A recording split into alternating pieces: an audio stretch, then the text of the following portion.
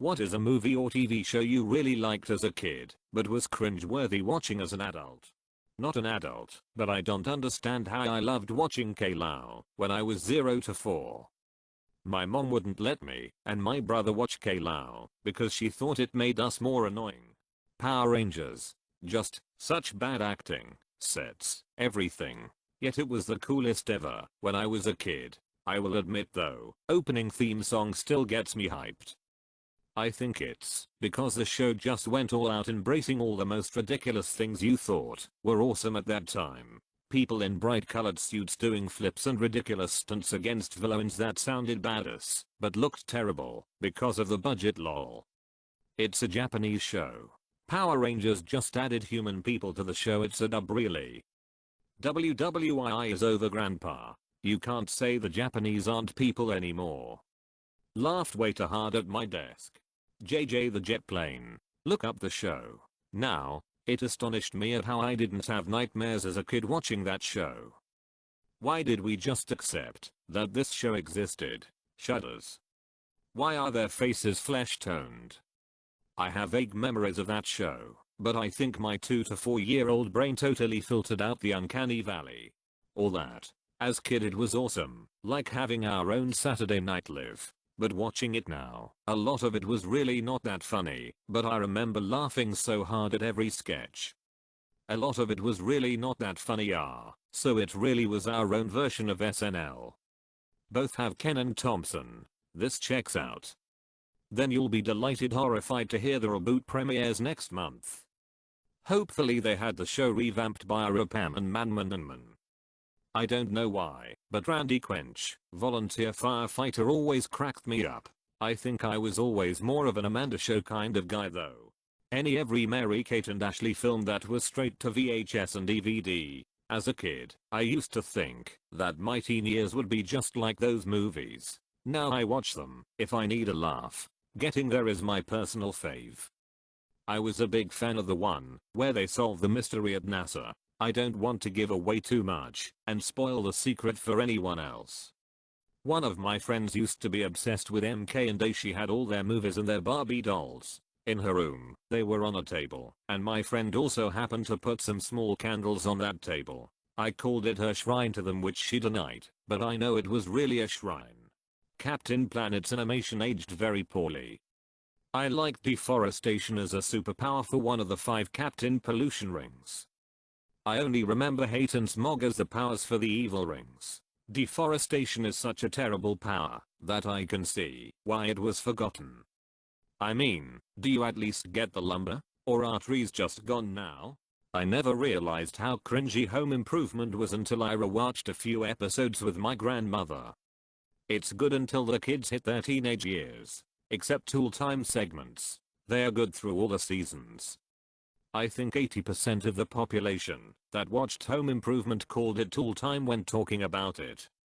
Even as a kid I'm all, why doesn't Al host? And why doesn't Ross, as the largest friend, simply eat the others? Watched only for Tool Time and crush on Patricia Richardson.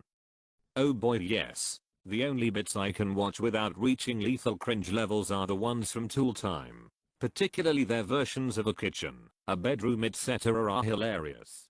Goosebumps. As a kid it was top tier. Now it's just bad effects and awkward acting. Especially when R. Elstein intros an episode. There's some great episodes. The Haunted Mask, The Scarecrow Walks at Midnight was alright. But watch this one, if you remember it. Young Anakin's acting, especially in the final scene. Mercy. My favorite part was the girl who cried monster, where a librarian visits and the girl says, "Mum, has dad stopped cleaning the rifle yet?" The best Goosebumps episode is A Haunted Mask Part 1. The acting isn't that bad in The Mask. Imo looks so cool. That's probably the least cringiest. That really is a great creepy episode. The acting isn't too bad. Me watching Haunted Mask for nostalgia. Carly Beth. Im crazy alright. Im crazy. Dawson's Creek. No one talks like that. Couldn't handle rewatching it. Writing dialogue for teenagers is really hard when your desired audience is also teenagers. You have to aim for a higher level of discourse than teenagers are typically capable, since teens like to see themselves as smarter than they actually are. Take it too far, though, and it just gets ridiculous, as seen in Dawson's Creek.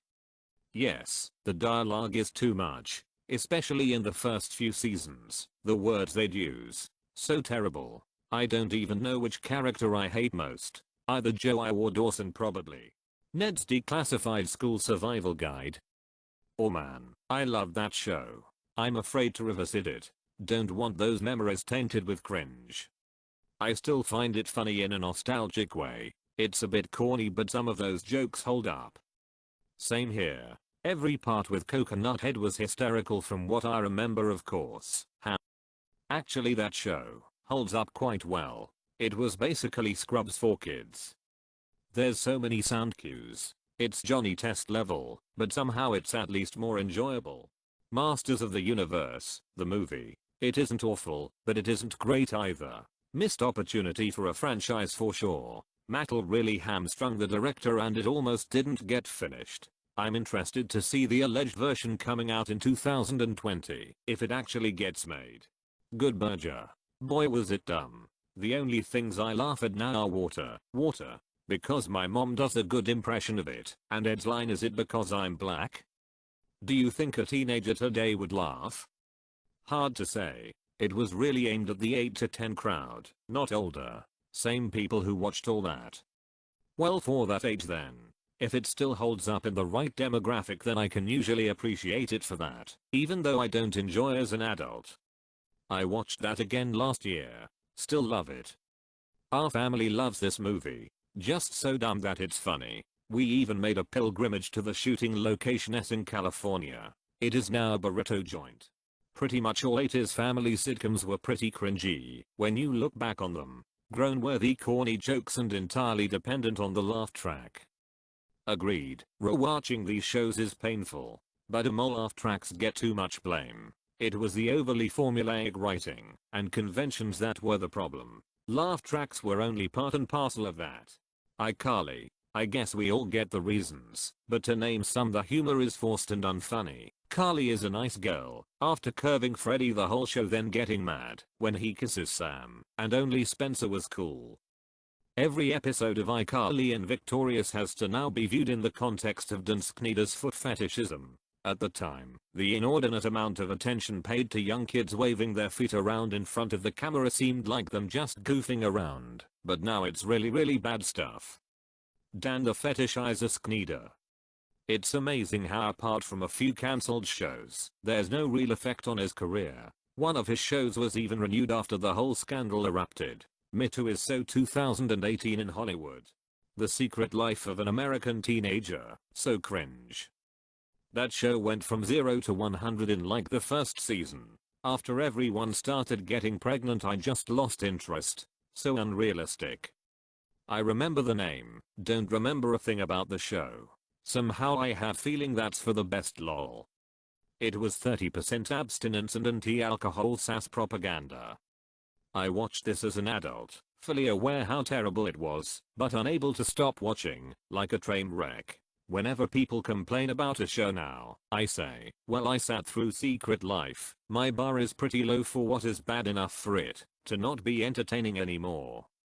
I think I was slightly out of the demographic when it aired, because I always thought it was cringe. However, I watched almost all of it, and it is the show that got me into so many other freeform shows. The Babysitter's Club movie. I still adore the books, but the movie didn't age well. I loved the books, the TV show and the movie. None of them look so great as an adult. Not an adult, and not a TV show, but I watched Shane Dawson's old videos in 4th, 5th grade, and looking back I definitely shouldn't have. I loved the Donkey Kong TV show as a kid. Watching it now is extremely cringy. What really makes it cringe is how many musical numbers there were, all of them terrible.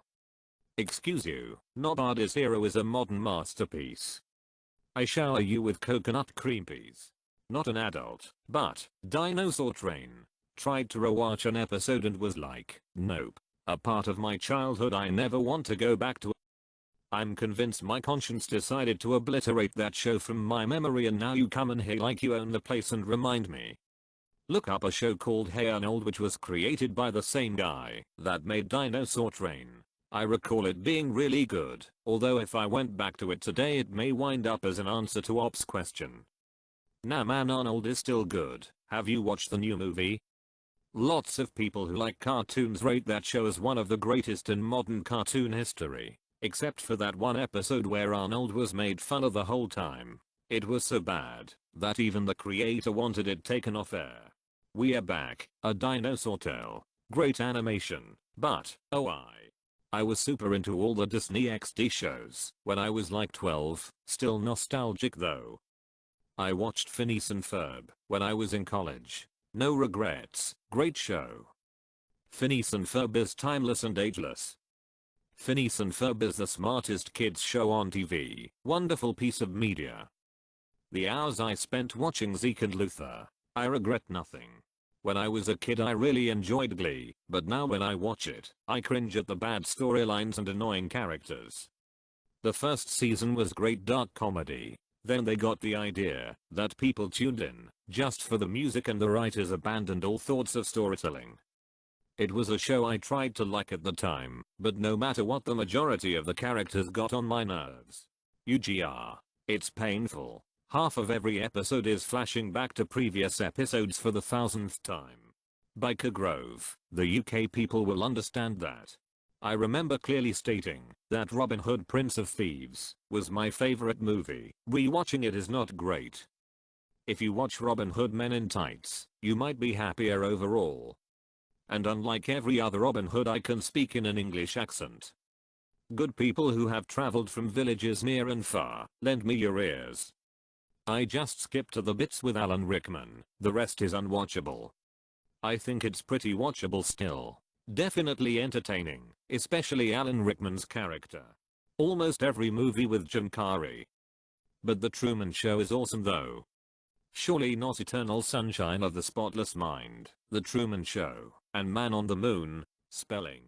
Zoid's New Century show is like 40% reused footage and fundamentally makes no sense. It's a pretty shameless cash grab, existing only to push toys. Zoid's Chaotic Century, on the other hand, is a masterpiece. Which Lijahs were in which? I liked the Lijah 01 from what I remember. Lijah 0 was in New Century. It was white, and could be upgraded with various armors G Panzer etc. Shield Lijah and Blade Lijah were Chaotic Century. They were blue in color. Thumbelina, I literally used to watch this movie all the time as I was little. I rewatched it, and the movie is completely forgettable. The characters are annoying, and the animation even for its time was incredibly lazy. Really? I never thought the animation was lazy. I always noticed little details like the fresh looking dewdrops on the rose when she is born, and also during Thumbelina and the fairy prince's dance scene Let Me Be Your Wings. She reaches down to touch the water and it shimmers, and the golden sparkles that flow off from the fairy prince. I always thought it looked so beautiful. There are lots of gorgeous details in that movie if you're looking.